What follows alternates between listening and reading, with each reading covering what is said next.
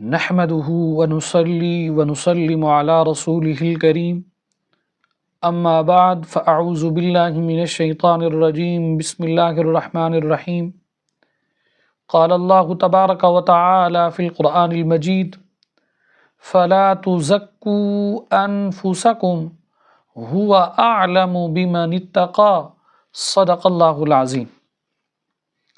سامعین و ناظرین، آج کے درس کے اندر ہماری گفتگو کا عنوان ہے وہ امام جو سنت غیر مؤکدہ نہیں پڑھتا اس کا امامت کروانا کیسا ہے اور اس کے بارے میں شرعی حکم کیا ہے، کیونکہ لوگ اکثر دوسروں کے بارے میں، ائمہ کے بارے میں تو بدگمانیاں کرتے ہیں، دوسروں کے بارے میں بھی کہہ دیتے ہیں یہ سنتیں نہیں پڑھتا، یہ نفل نہیں پڑھتا۔ تو آیا وہ امام جو سنت غیر مؤکدہ نہیں پڑھتا اس کے متعلق شرعی حکم کیا ہے؟ یاد رکھیے، نماز عشاء کی ابتدائی 4 رکعات اور اسی طرح نماز عصر کی ابتدائی 4 رکعات یہ سنت غیر مؤکدہ ہیں۔ نماز عشاء کے اندر 4 رکعات فرض کے بعد 2 رکعات سنت مؤکدہ ہیں اور 3 رکعات وتر واجب ہیں۔ بعض سنت مؤکدہ ہیں جن کی ادائیگی کی تاکید آئی ہے، بغیر کسی عذر کے چھوڑنے پر گنہگار اور ترک کی عادت پر مستحق کے عذاب ہے۔ سنت غیر مؤکدہ جنہیں سنن زوائد بھی کہتے ہیں، سنت غیر مؤکدہ پر شریعت میں اس قدر تاکید نہیں آئی، تاہم سنن غیر مؤکدہ اور نوافل پڑھنے پر جو اجر اور برکات ہیں وہ اسی کو عطا ہوں گی جسے پڑھنے کی سعادت نصیب ہوگی۔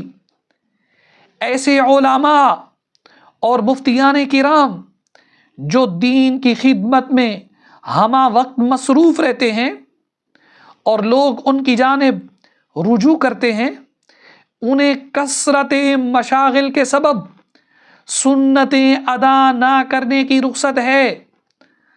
تنویر الابصار مع الدر المختار میں ہے وَلَا يَجُوزُ تَرْكُهَا لِعَالِمٍ صَارَ مَرْجِعًا فِي الْفَتَاوَى بِخِلَافِ بَاقِي السُّنَنِ فَلَهُ تَرْكُهَا لِحَاجَةِ النَّاسِ إِلَى فَتْوَاهُ۔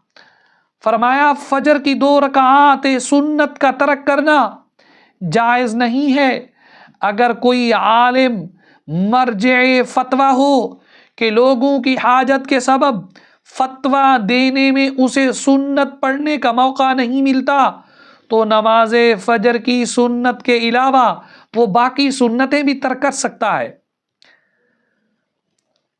لیکن لوگوں کا یہ کہنا فلاں نماز نہیں پڑھتا، فلاں سنتیں نہیں پڑھتا، فلاں آ کر فرض پڑھتا ہے، سنتیں تو پڑھتا نہیں ہے، اس سے معلوم یہ ہوتا ہے، خاص طور پر امام کے بارے میں کہنا یہ بدگمانی ہے، اور شریعت میں مومن کے بارے میں حسن ظن رکھنے کی تلقین کی گئی ہے۔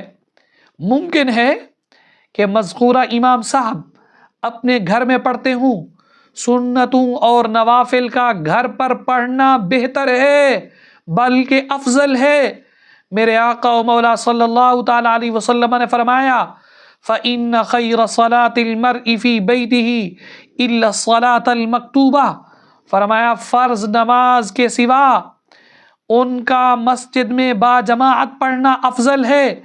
بہترین نماز وہ ہے جو کوئی شخص اپنے گھر میں پڑھتا ہے۔